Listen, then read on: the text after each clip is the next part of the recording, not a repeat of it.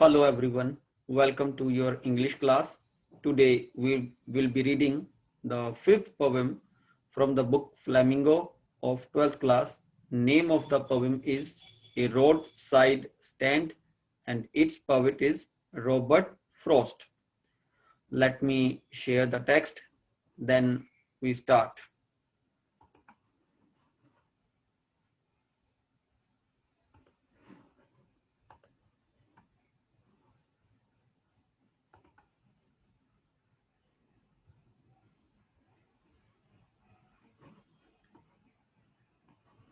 Yes, देख सकते हैं आप, पोएम का नाम है ए रोड साइड स्टैंड। इसके पोएट है रॉबर्ट फ्रॉस्ट।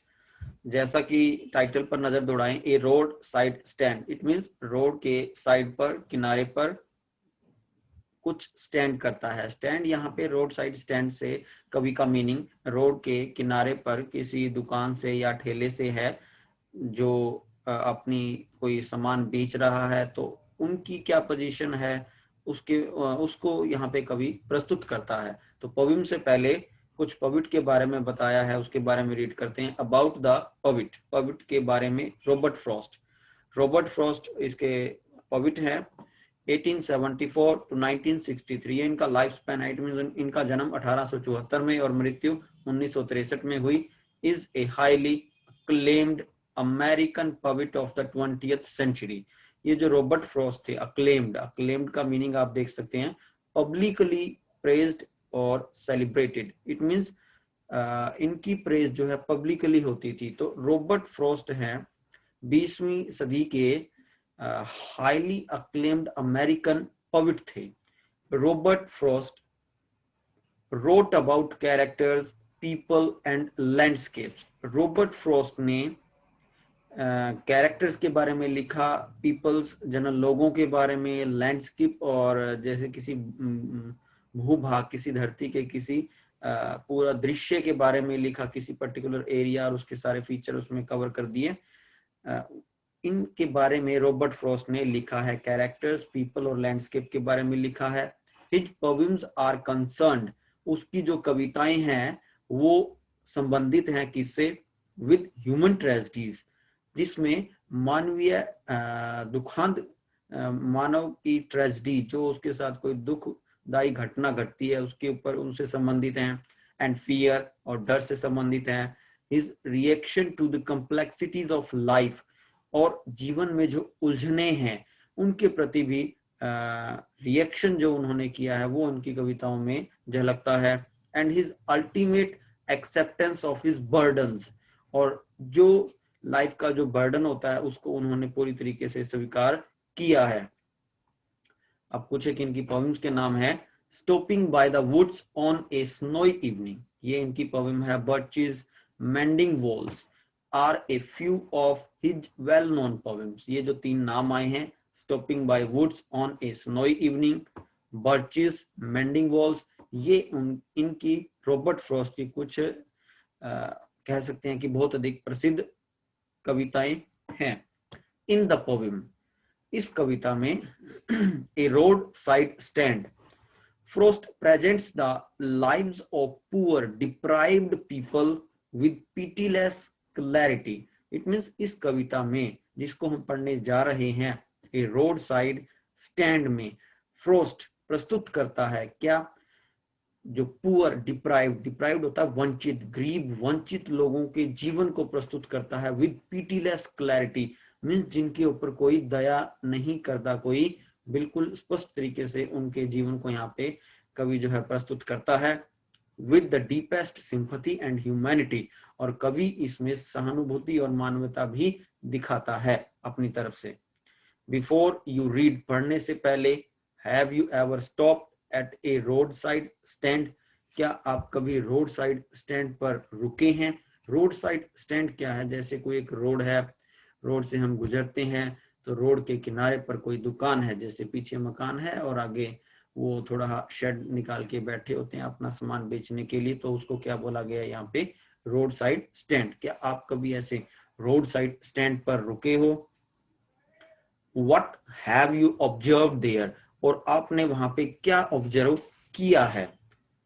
अब हम अब हम पोएम को बिगिन करते हैं।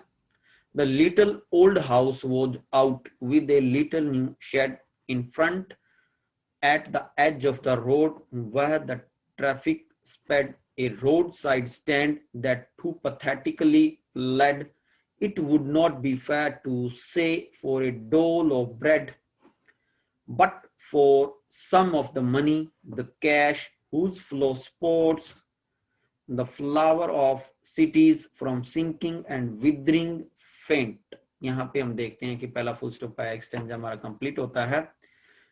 क्या इसमें कवि ने बताया है कि एक रोड के किनारे पर कोई पुराना छोटा घर है जो खुला है, आउट मीन्स खुला है, और with a little new shed in front means जिसके बिल्कुल सामने क्या है, एक छोटा नया शेड लगा हुआ है। और ये घर कहाँ पे है? At the edge of the road, सड़क के बिल्कुल किनारे पर है। वह द ट्रैफिक स्पेड, जहां पे जो ट्रैफिक जो है बहुत तेजी से दौड़ते हैं। स्पेड ये स्पीड की सेकंड फॉर्म है, जहां पे ट्रैफिक दौड़ते हैं उस रोड पर, उस रोड के किनारे एक छोटा पुराना घर है जिसके सामने एक छोटा नया शेड लगा हुआ है।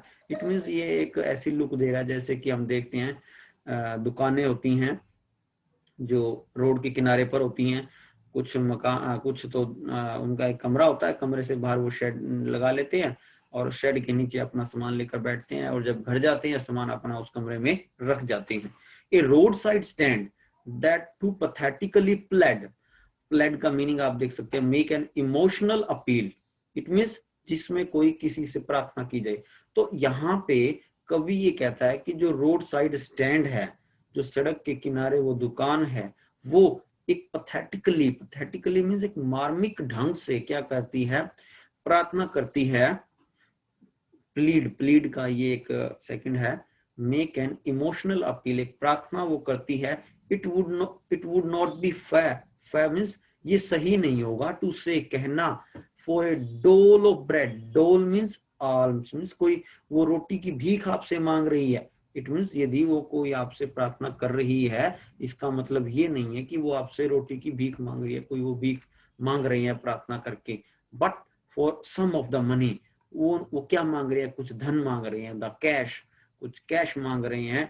Whose flow supports the flower of cities from sinking and withering, withering का मीनिंग आप देख सकते हैं, fall into डिसे और डिक्लाइन, फेंट। इट मीन्स वो क्या मांग रहे हैं? जो रोड के किनारे दुकान लगाए बैठे हैं, वो कुछ धन मांगते हैं, कैश मांगते हैं, और ये वही कैश है जो शहर के अमीर लोगों को, flowers of the city means शहर के अमीर लोगों को सिंकिंग, डूबने से और उनको उनके पतन से ये बचाता है और ये उनको सहारा देता है। तो वही धन ये मांग रहे हैं। ऐसा नहीं है कि वो बीच में मांग रहे हैं, उनके पास सामान है, वो अपना सामान बेचेंगे और सामान के बदले ही वो उसको लेंगे। अब सेकंड स्टैंजा पर चलते हैं। The polished traffic passed with a mind ahead, और if ever aside a moment, then out of sort at having the landscape marred with the artless paint of signs that with and turned wrong and as turned wrong offered for sale wild berries in wooden quotes of crook-necked golden squash with silver votes, or beauty rest in a beautiful mountain scene. You have the money, but if you want to be mean, why keep your money this grossly and go along। अब इस second stanza के हम line by line explain करते हैं। The polished traffic passed with a mind ahead, polished का meaning जो elegant और refined, it means जो ब्राइट चमकदार गाड़ियां हैं वो यहाँ से इस रोड से गुजर जाती हैं और सीधा जाती हैं, और उनका माइंड क्या होता है कि उन्होंने सीधा ही जाना है। इट मीन्स उन गाड़ियों में जो लोग हैं, अमीर लोग हैं जिनकी वो गाड़ियां हैं, वो सीधे ही जाती हैं और उनका माइंड क्या है कि उन्होंने सीधे ही जाना है। और if ever aside a movement, aside होता है एक तरफ मुड़ना, यदि एक क्षण के लिए वो बाहर की तरफ देखती भी हैं, थोड़ा मुड़ती भी हैं, देन आउट ऑफ सोर्ट्स का मीनिंग फीलिंग अनॉयड, वो लोग क्या होते हैं? अनॉयड, नाराज हो जाते हैं, गुस्से हो जाते हैं।